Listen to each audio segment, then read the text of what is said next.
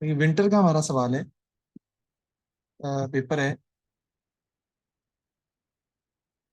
अक्टूबर नवंबर 21 13। Variant है हमारा 13, 1 hour 15 minutes का। हम सॉल्व शुरू करते हैं। कहते हैं जी, मुझे लगता है ये मैंने करवाया था आपको शायद क्लास में। क्या कहते हो?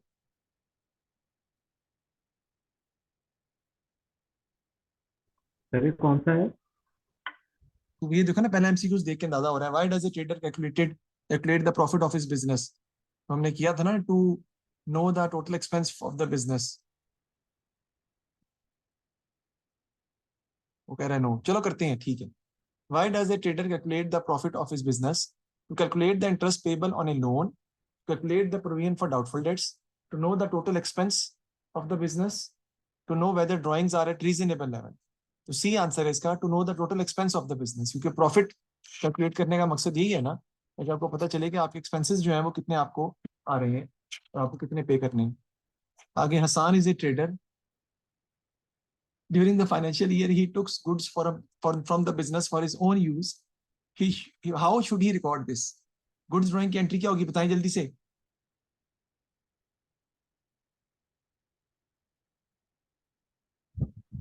बी।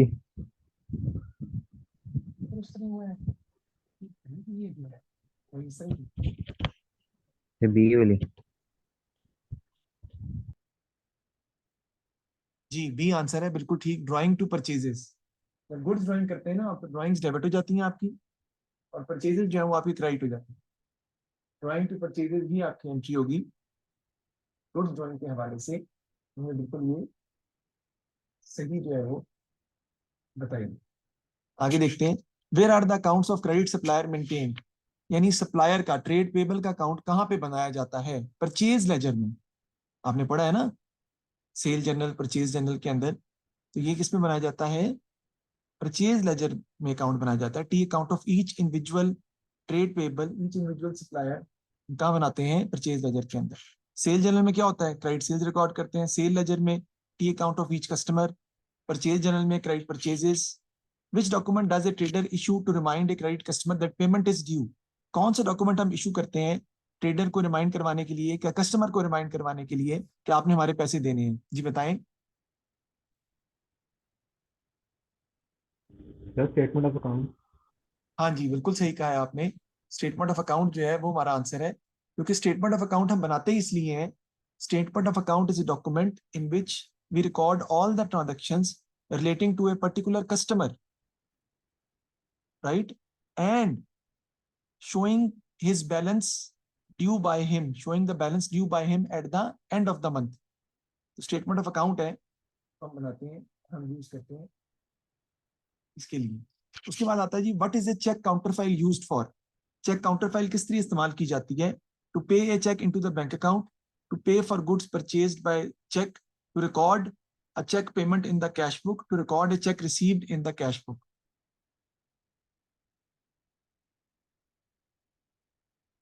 जी, सर ये क्या है? ये चेक काउंटर फाइल जो होता है ना, वो होता है जो चेक आपने देखा, तो उसके पीछे छोटी सी एक स्लिप लगी होती है जो हम फाड़ के देते हैं। सर सी। हाँ जी, सी आंसर है। जो पीछे स्लिप बच जाती है ना आपके पास, वो आपको बताती है कि आपने इस बंदे को पेमेंट की है चेक की। तो record a cheque payment in the cash book जो है, हम उसके लिए यूज करते हैं।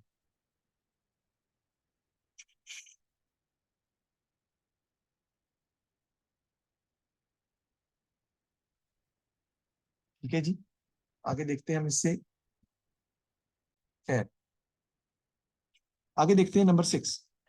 Farooq sells goods on credit, a cheque from Khalid, a credit customer was dishonoured by the bank.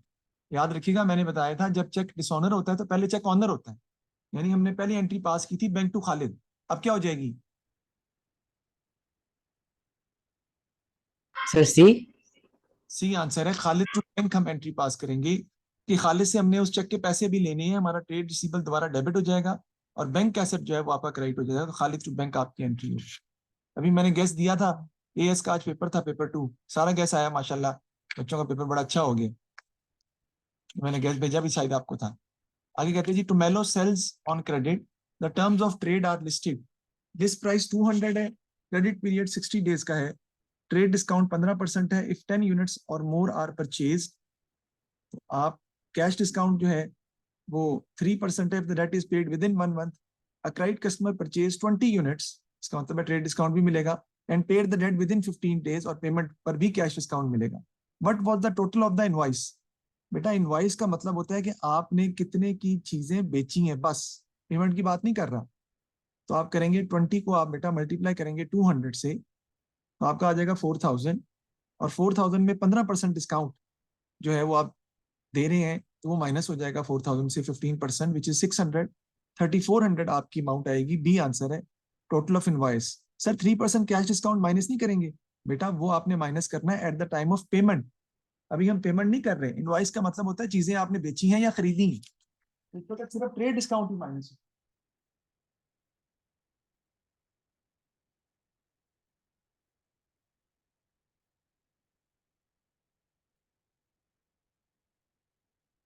ठीक होगी जी बात। आगे चलते हैं। Jen purchase goods and paid by credit transfer. Credit transfer का मतलब होता है बैंक के सूरत में पेमेंट कर दी आपने, बैंक से पैसे मेरे अकाउंट से दूसरे अकाउंट में ट्रांसफर हो गए। How should this be recorded in Jen's accounting record? Jen कैसे रिकॉर्ड करेगा उसको कि बताएं? परचेजेस डेबिट और बैंक क्रेडिट। पेमेंट की है आपने through cheque, simple through bank, purchases debit हो जाएगा, बैंक क्रेडिट हो जाएगा। What is shown in a trial balance? Capital and profit on a particular date, financial transactions for a particular period, ledger balances on a particular date, receipt and payments for a particular period. जी बताएं। सी। जी सी answer है। Laser है आपके particular date पे, उसको हम जो है वो रिकॉर्ड करेंगे और लिखेंगे। तो ledger balances on a particular date वो टी अकाउंट में, ट्रायल बैलेंस में रिकॉर्ड की जाती हैं। मैं देखें ट्रायल बैलेंस की डेफिनेशन बताता हूँ आपको। Trial balance shows the arithmetic accuracy of ledger balances. Trial balance shows the total of all ledger balances on a particular date. ठीक है। Trial balance shows that total debits are always equal to total credits. It's a list of balances of assets, liabilities, capital, expenses and income की list होती है। 10th देखते हैं जी आगे next. At the end of each year, PT Limited transfers 20% of the profit for the year to the general reserve. Draft financial statement were prepared for the year ended 30th September 2021. It was then discovered that the inventory at 30th September has been overstated by 1500. Which effect did the correction of this error have on retained earning and general reserve at 30th September?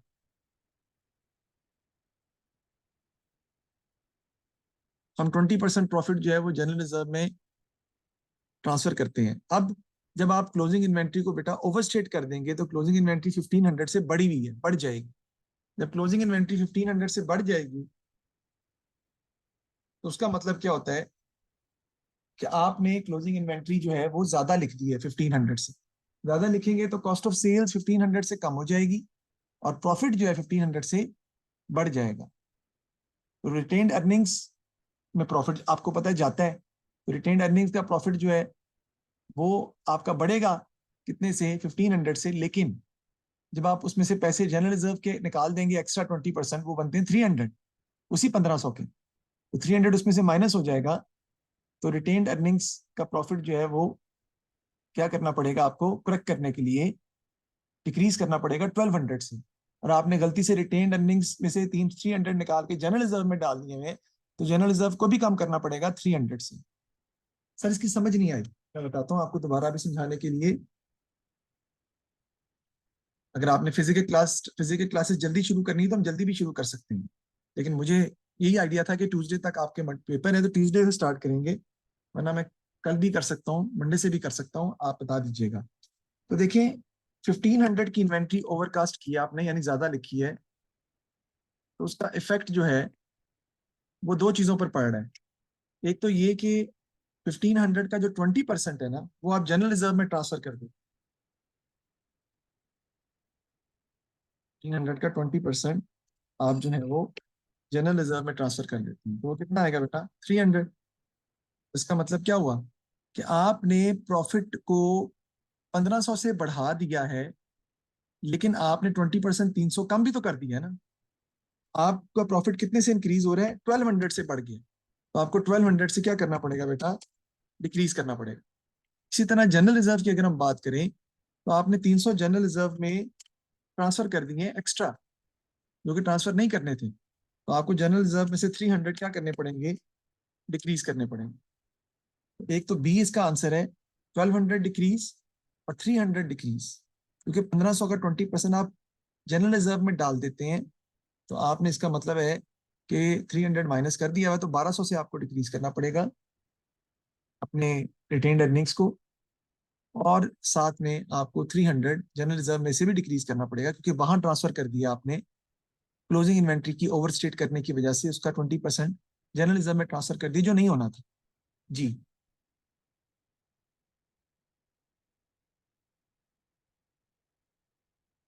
Science की समझ आई है नहीं आई?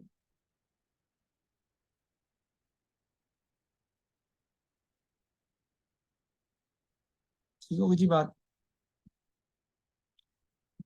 Problem है तो बताएं, मैं दोबारा भी रिपीट कर सकता हूँ, कोई सी बात नहीं। The bank column is a traders cash book and the bank statement both showed positive balances, a comparison reveal the following differences. यानी ये गलतियां उनमें जो है वो मौजूद थी। क्या थी? अनक्रेडिटेड चेक्स थे 200 के, और bank charges not included in the cash book 10 के थे। What was the difference between the balance shown in the bank column of the cash book and that shown on the bank statement? तो पहली तो बात आपको ये याद रखनी पड़ेगी, और वो क्या है कि कैश बुक का बैलेंस अगर डेबिट होगा ना, तो बैंक चार्जेस उसमें से क्या हो जाएंगे, माइनस हो जाएंगे। तो आपने ये अभी तक माइनस नहीं किए हुए, इसका मतलब है कि कैश बुक का बैलेंस जो है वो ज्यादा शो करेगा 10 $10 से, जो आपने माइनस नहीं किया हुआ। और अनक्रेडिटेड चेक्स वो भी आपने, क्या होते हैं वो, नीचे जाके बैंक स्टेटमेंट के अंदर क्रेडिट बैलेंस होगा, तो क्या होता है क्रेडिट बैलेंस के अंदर हम जो एनपी है वो माइनस कर देते हैं, एनसी ऐड कर देते हैं। ठीक है जी। तो 200 का डिफरेंस यहाँ से पड़ रहा है, 10 का डिफरेंस यहाँ से पड़ रहा है। तो हम इसकी एग्जांपल लेके कर लेते हैं, तो कैश बुक बैलेंस एग्जांपल इसकी लेके सॉल्व करते हैं। देखें,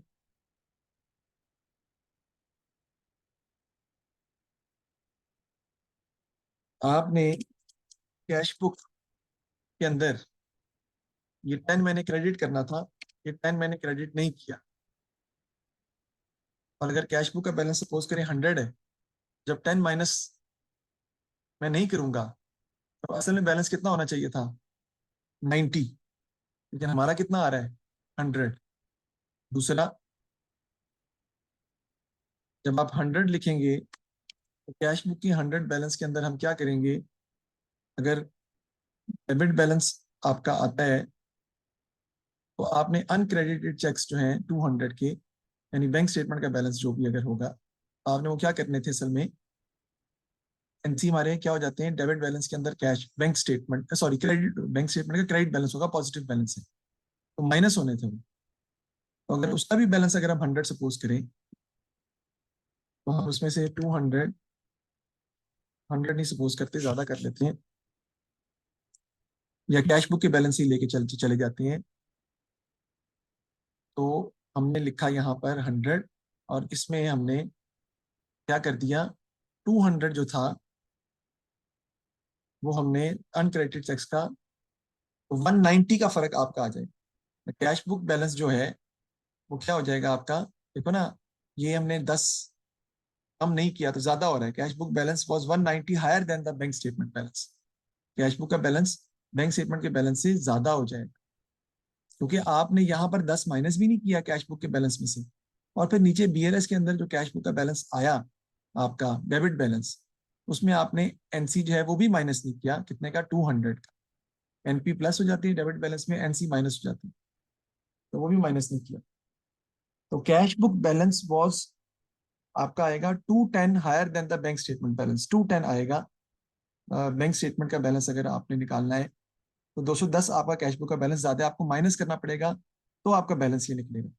जाहिर बात है आपको इसकी सही तरह समझ नहीं आई होगी, मैं थोड़ा सा आपको दोबारा एक्सप्लेन करता हूँ। थोड़ा टेक्निकल पार्ट है ये क्वेश्चन, आसान नहीं है, मुश्किल है। कैश बुक के अंदर ना हम क्या करते हैं, हम यहाँ पर 10 हमने था ना, 10 था, क्या था, एक मिनट, हाँ बैंक चार्जेस थे 10 के, वो हमने यहाँ नहीं लिखे, जिसकी वजह से 10 ज्यादा शो हो रहा है। और दूसरा, टीआरएस के अंदर आपका कैश बुक का जो डेबिट बैलेंस था जो भी था उसमें क्या होगा, एनपी जो है वो ऐड होंगे और एनसी क्या होते हैं आपके लेस हो जाएंगे। कितने से, वो थे हमारे कितने के 200 जो वो शो कर रहा है। ये देखिए, तो आपने ना तो 200 माइनस किया है ना आपने 10 माइनस किया है, तो इसका मतलब है 210 से कैश बुक का बैलेंस क्या शो हो रहा है, ज्यादा शो हो रहा है। Cash book balance will be 210 होगा आपका, और वो हायर होगा किसके, बैंक स्टेटमेंट के balance. Cash book balance is higher by 210 from the bank statement balance, क्योंकि आपने 10 के माइनस भी नहीं किया और अनक्रेडिटेड चेक्स आपने बीआरएस बनाते वक्त भी माइनस नहीं किया। एनपी ऐड होते हैं ना, एनसी माइनस होती है। Cash book balance was 210 higher than the bank statement balance. C answer इसका हमारा बनेगा। थोड़ा मुश्किल था ये। What is the reason for preparing a sale ledger control account? To calculate total sales revenue, to ensure trade receivables pay on time, to help prepare the income statement, या to summarize the accounts of the trade receivables. जी D. जी, to summarize, prepare for preparing a sale ledger control account, to summarize the accounts of the trade receivables. सबके accounts को हम summarize कर लेते हैं क्योंकि तमाम का इकट्ठा account होता है। ठीक है जी, तो ये summarize the account of trade receivable इसका आंसर है। ये हमने नहीं किया हुआ पहले पेपर में, याद ये नहीं किया हुआ हमने। तो what is the reason for preparing a sale ledger control account? Sir हमने तो कुछ और पढ़ा था। Yes, to check the arithmetic accuracy of ledger balances पढ़ा था, to locate errors and frauds पढ़ा था, to find total trade receivable and total trade payable. तो यही कह रहा है ना वो, summarise the accounts of the trade receivables. ये आपका आंसर बनेगा। Two companies each purchased a motor vehicle for 10,000 at the beginning of year 1। Company G uses straight line method of depreciation at a rate of 15%, या फिर company H using reducing balance method. What was the difference in the depreciation charge between the two companies for year 2? बेटा दोनों का year 2 का हम depreciation जो है वो निकाल लेते हैं पहले। देखें 10,000 थी, तो स्ट्रेट लाइन मेथड जब आप यूज करेंगे, जो कि कंपनी जी है वो यूज करती है स्ट्रेट लाइन मेथड, 15%, 10,000 का 15% कितना आ जाएगा बेटा, 1500। तो आपका आंसर आ जाएगा 8,500।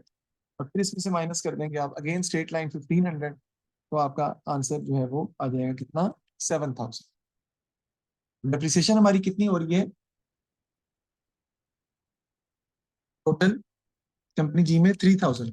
दूसरे में देखते हैं, दूसरे में भी 10,000 डेप्रिसिएशन एसेट की कॉस्ट है। डेप्रिसिएशन पहले साल कितनी होगी, 1,500। लेकिन सेकेंड ईयर में जो डेप्रिसिएशन हम निकालेंगे वो 8,500 पे। मेरे ख्याल रेट फर्क है बल्कि 20% है। मिनट, सॉरी,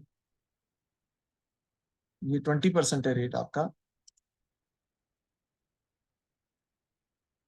तो जब 20% आपका रेट होगा, ये देखिए ना, ये हो रहा है ना असल में। Total depreciation state line method से कितनी आ रही है जी की, 3,000। लेकिन दूसरे में कितनी आ रही है, 20% लेंगे तो पहले साल कितनी आएगी बेटा, 2,000। बाकी यहाँ पे कितना रह जाएगा बेटा, 8,000। इस पे लेंगे 20% तो कितनी आ जाएगी, 1,600। Total depreciation diminishing balance method से कितनी आ रही है बेटा, 3,600 आपकी आ रही है।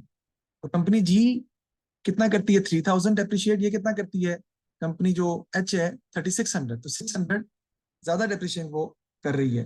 मैंने कहा गलती की है, 8 16 ठीक है। Company H using the reducing balance method at a rate of 20%। 10,000 1,500, और फिर 1,500 3,000 आ गया।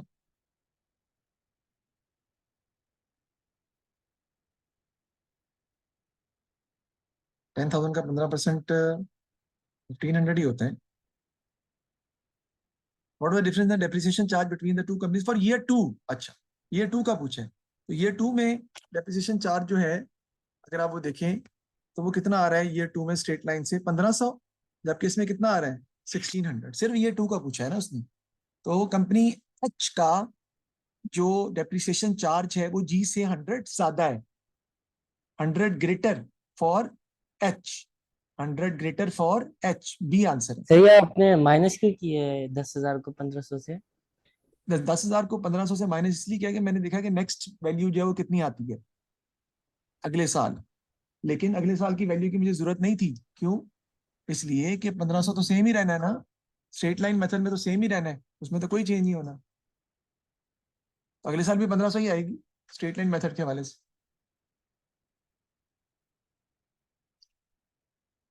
सही है, 1,600 किधर से आया है? हम्म बेटा ये एक कंपनी जी है और एक कंपनी एच है, दोनों के पास एक ही तरह के एसेट है, ठीक है। एच करती है रिड्यूसिंग बैलेंस मेथड 20% के हिसाब से। 10,000 का 20% 2,000 आया, माइनस करेंगे 8,000 आया, फिर 8,000 पे निकाला 20% तो 1,600 आया। कंपनी जी अगर स्ट्रेट लाइन मेथड यूज करती है तो उसकी डेप्रिसिएशन सेकंड ईयर में 1,500 होती है, लेकिन एच की डेप्रिसिएशन सेकंड ईयर में 1,600 होती है। तो 100 दोनों सालों में अगर आप कंपेयर करें तो 100 ग्रेटर फॉर एच आ जाएगा, बी आंसर आ जाएगा। यानी सेकंड ईयर में सही है सर। एच की डेप्रिसिएशन ज्यादा है 100 से।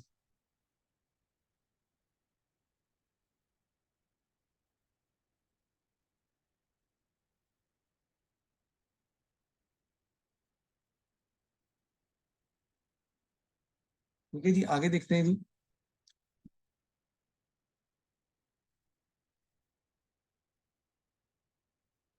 नेक्स्ट में कहते हैं जी, Amit financial year ends on 31 December, the following अपाउट in the sales ledger, what does the entry 21 November represent. 21 नवंबर में क्या हो रहा है, ये वो पूछ रहे हैं। 1270 पे balance carried down, bad debts हैं आपके, ठीक है, क्योंकि आपका ब्रॉड डाउन नहीं लिखा हुआ यहाँ पे। इसका मतलब है ये हमारे क्या हो गए, बैड डेट्स हो गए 1270 के, क्योंकि उसकी एंट्री होती है ना bad debts to Deepak account होगी। तो बैड डेट्स की वजह से दीपक अकाउंट हमारा क्या हो रहा है, खत्म हो रहा है। इररिकवरेबल डेट इसका आंसर है, ठीक है जी। और एक पंखा बंद कर दो थोड़ी देर। समझ नहीं आई, अच्छा कोई बात नहीं। देखिए अगर ये बैलेंस कैरिड डाउन हो ना, अगर ये बैलेंस कैरिड डाउन हो तो यहाँ पे ब्रॉड डाउन भी बनेगा, ठीक है जी। लेकिन ब्रॉड डाउन नहीं है, इसका मतलब है जो अमाउंट आपके सामने जो है वो लिखी हुई है, वो किसकी अमाउंट है बेटा, वो अमाउंट है बैड डेट्स की, कि 1270 से हमें पैसे वापस नहीं मिलने, क्योंकि जो ऑप्शन है उसके हिसाब से देखना है ना आपने, उसमें बैड डेट्स ही बन रहे हैं, ये बात है। क्या कहते हैं, Sally wished to increase the balance on the provision for doubtful debt account at the end of the year, how should this be recorded, बताएं जी। Provision for doubtful debt account को इंक्रीज करने की एंट्री क्या होगी, बोले। Income statement debit provision for doubtful debts credit. ये बिल्कुल सही।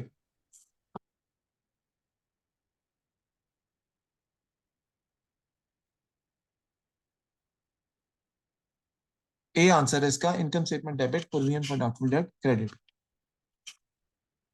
आगे चलेंगे। The following error were found after a statement of financial position had been prepared. A loan repayable in 2 year time had been included as a current liability, or provision for doubtful debt should have been created. What is the effect of correcting these errors? Correct करने में क्या होगा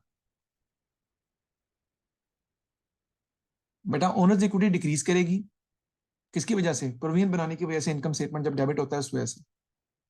current assets भी decrease करेंगे trade receivables की वजह से। Sir D answer है। लोन रीपेबल को हमने गलती से, लोन रीपेबल जो है वो भी डिक्रीज कर जाएंगे, नॉन करंट लाइबिलिटी भी डिक्रीज कर जाएगी, और करंट लाइबिलिटी इंक्रीज कर जाएगी। इसका आंसर है डी। डी नहीं है, करंट एसेट बी आंसर है, बी बी, बी नहीं है। सर करंट एसेट कैसे डिक्रीज हो सकता है। वो ट्रेड रिसीवेबल डिक्रीज हो रहे हैं ना प्रोविजन क्रिएट करने की वजह से। प्रोविजन फॉर तो क्या। करंट एसेट डिक्रीज करते हैं ना, ट्रेड रिसीवेबल से माइनस नहीं करते। अच्छा। करंट एसेट डिक्रीज कर रहे हैं, ओनर्स इक्विटी भी डिक्रीज कर रही है, ए आंसर है। और सर करंट, लेकिन वो ये नहीं कि after correcting these errors, sorry, sir वो सवाल में ये नहीं कह रहा correcting these errors, what is the effect of correcting these errors, errors को सही करने के बाद। हाँ एरर को सही करने के बाद, हाँ what is the effect of correcting these errors, तो एरर्स को करेक्ट करने के लिए हमें क्या करना पड़ेगा, हमने प्रोविजन क्रिएट नहीं की ना, तब आपको प्रोविजन सर करेंगे तो इनकम स्टेटमेंट डेबिट करेंगे, इनकम स्टेटमेंट डेबिट करेंगे तो प्रॉफिट कम हो जाएगा, प्रॉफिट कम होगा सर तो कम हो जाएगी। सर आपने कहा कि करंट एसेट इसलिए डिक्रीज होगी क्योंकि प्रोविजन वो माइनस होते हैं ना करंट एसेट में। जी जी जी जी जी, यस। सर वो किससे माइनस होता है प्रोविजन से? Paid receivables. Current asset, trade receivables से। ठीक है जी। और लोन रीपेबल उसने 2 ईयर टाइम पे था, उसको करंट लायबिलिटी लिख दी। करंट लायबिलिटी जो है वो इंक्रीज कर जाएगी और लोन रीपेबल भी आपका डिक्रीज कर जाएगा। सर नॉन करंट लायबिलिटी इसलिए डिक्रीज करेगी क्योंकि इसने 2 साल बाद देना है। हाँ जी, loan repayable in 2 year had been included as current liability में लिख दिया ना आपने, तो आपको लोन अच्छा, रीपेबल को बढ़ाना पड़ेगा, तो वो इंक्रीज कर जाएगा, और करंट लायबिलिटी को कम करना पड़ेगा, वो माइनस हो जाएगी। सही। यानी इसका आंसर बी है, बी। नहीं, बी नहीं बन रहा यार, ए बन रहा है ना। दोबारा बता देता हूं, करंट एसेट ट्रेड रिसीवेबल कम करने हैं, ठीक करने के लिए ए। करंट लायबिलिटी, गलती से करंट लायबिलिटी में लिख दी थी नॉन करंट लायबिलिटी, उसे भी कम करेंगे, करंट लायबिलिटी को डिक्रीज करेंगे ए। नॉन करंट लायबिलिटी लिखी ही नहीं क्योंकि वो करंट लायबिलिटी में लिख दी थी, उसे बढ़ाना पड़ेगा, इंक्रीज करेंगे। और ओनर्स इक्विटी को भी डिक्रीज करना पड़ेगा, प्रोविजन बनाने की वजह से, इनकम स्टेटमेंट की वजह से फंड्स पड़ेगा, तो वो कम हो जाएगा। John maintains a full set of accounting records. Why does he also prepare a statement of financial position? Calculate profit for the year to check if assets equal capital plus liabilities, to show the transaction which took place during the year, to summarize what the business owes and what it owes.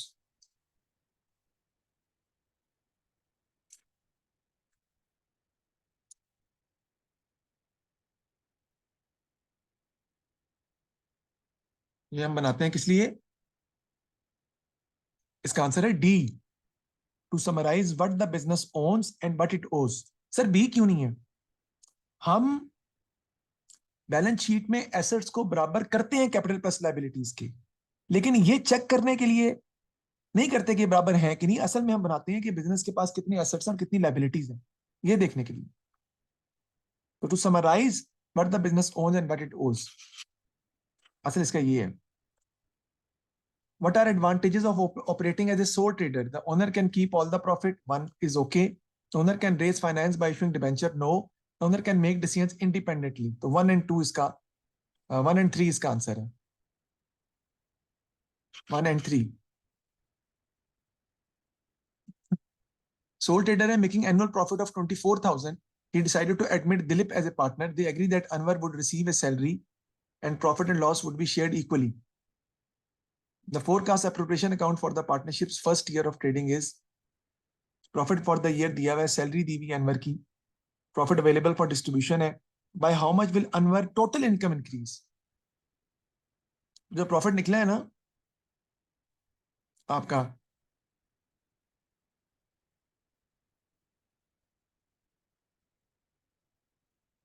$40,000 का, 40,000 का profit है ना, अब उसमें से आधा profit जो है वो किसको मिलेगा?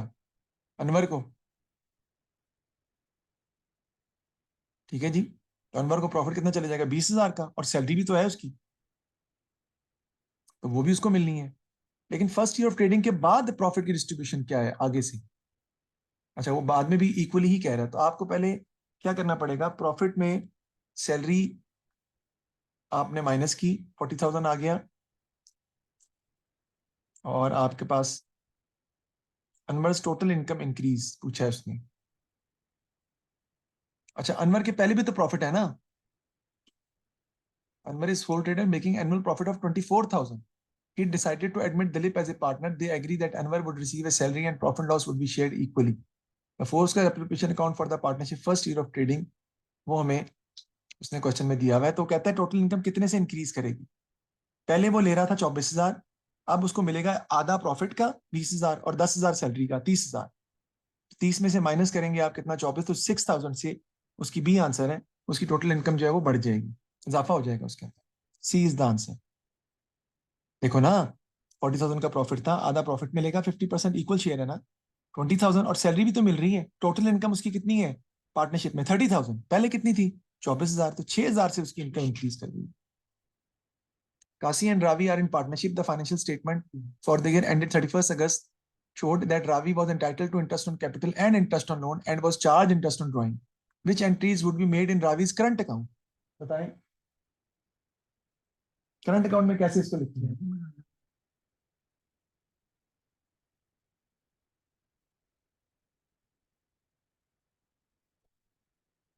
करंट अकाउंट में कैसे इसको लिखेंगे ये देखेंगे। करंट अकाउंट में कैसे आएगा? Interest on capital credit side पे आता है, आपको पता है। Interest on drawing debit side पे आती है, और इंटरेस्ट ऑन लोन भी क्रेडिट साइड पे आता है, उसे करंट अकाउंट में क्रेडिट हो जाए।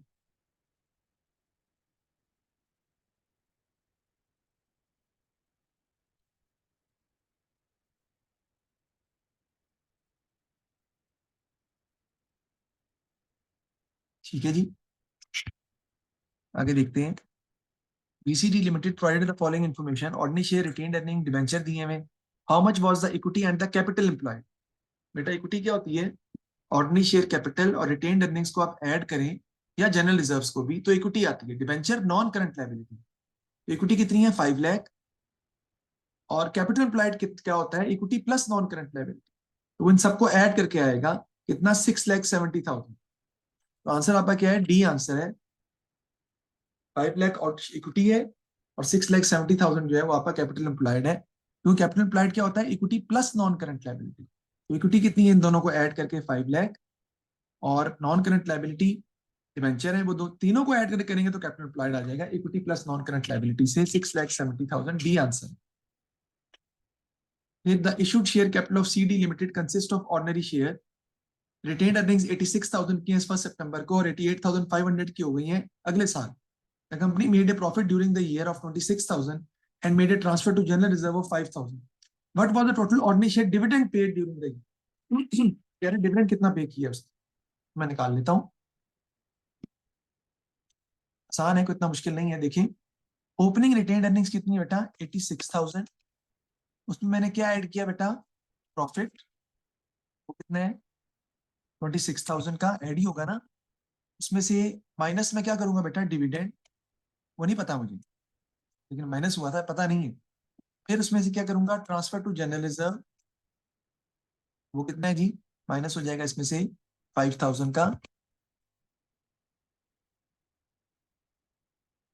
एंडिंग आपका जो आता है retained earnings at the end, वो कितने की बनेगी? 88,500। बेटा यहाँ से रिवर्स जाना पड़ेगा आपको, because you don't have any choice. 88,500 में क्या करेंगे हम? 5,000 ऐड कर देंगे, और ये दोनों जो ऊपर लिखे हुए हैं ना, ये क्या हो जाएंगे? माइनस। तो आपका आंसर आ जाएगा। करें जरा, क्या आता है डिविडेंड का आंसर? रिपीट कर रहा हूँ, 88,500 प्लस 5,000, 93,500, और उसमें से माइनस कर देंगे 86,000 और माइनस 26,000, तो आपका डिविडेंड आ जाएगा कि आप डिविडेंड कितना पे कर रहे हैं। नहीं, कितना आता है? 93,500 माइनस 26,000 और माइनस 86,000, और डिविडेंड आप पे कर रहे हैं बेटा 18,500। ये आप डिविडेंड पे कर रहे हैं। रिवर्स जाते हुए बेटा जो चीजें ऐड हो रही होती है ना, वो लेस हो जाती हैं, और जो लेस हो रही होती है वो ऐड हो जाती है। ठीक है जी, इस तरीके से हम सॉल्व करते हैं। 18,500 हमारा आंसर आ जाएगा, दैट इज द डिविडेंड। ये लिखा है, ए आंसर है हमारा। नेक्स्ट देखते हैं, कहता है sports club was formed on 1 August during the year ended 31 July. The club purchase equipment costing 5,000 paying back cheque. तो कहता है क्लब की फाइनेंशियल स्टेटमेंट में कहाँ कहाँ आएगा? रेसिडेंट पेमेंट अकाउंट में आएगा? आएगा, क्योंकि resident payment account bank account है, तो बैंक से जो आप पे कर रहे हैं उसमें तो आने। इनकम एंड एक्सपेंडिचर अकाउंट में नहीं आएगा, क्योंकि इस एंट्री में इक्विपमेंट डेबिट हो रहा है, बैंक क्रेडिट हो रहा है, इनकम एक्सपेंस तो कोई है ही नहीं। और बैलेंस शीट में आएगा, क्योंकि नॉन करेंट एसेट इक्विपमेंट। आपका आंसर क्या आ जाएगा? बी। बी आपका आंसर जो है वो निकल आएगा।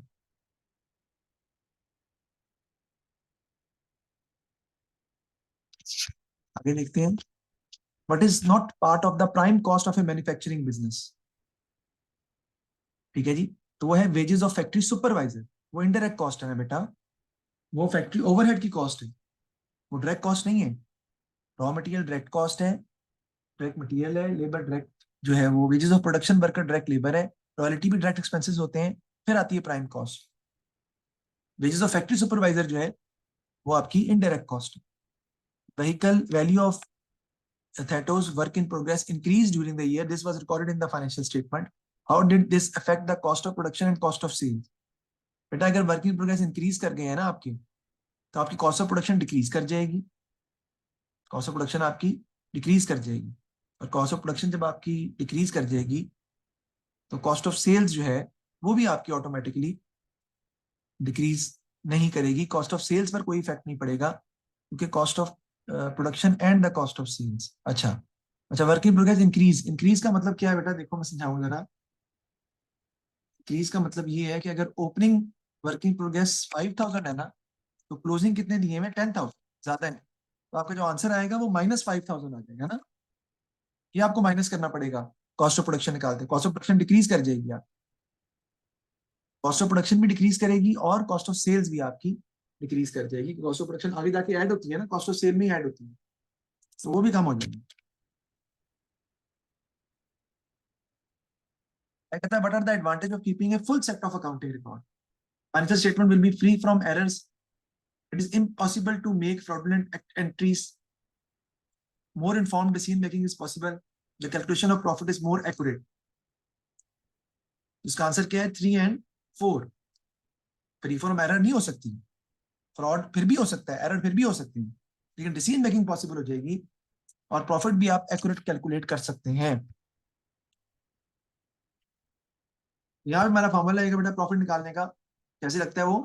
Closing capital plus drawings minus opening capital. याद रखिएगा नेट एसेट जो है वो कैपिटल ही होते हैं। तो क्लोजिंग कितना है? 24,000 प्लस ड्रॉइंग्स 3,000, 24 प्लस 3 27 माइनस 28,000, तो लॉस आ जाएगा आपका 1000 का लॉस। A answer. बाकी आप घर में कंप्लीट कीजिएगा। Closing capital 24,000 plus drawings 3,000 27,000 minus opening capital 28,000, 1000 का लॉस आ जाएगा। बाकी घर में कंप्लीट करें, बल्कि अभी करें और मुझसे शेयर करें व्हाट्सएप पे जो नहीं आपको समझ आते। बाकी 8 रह गए हैं ना, जो नहीं समझ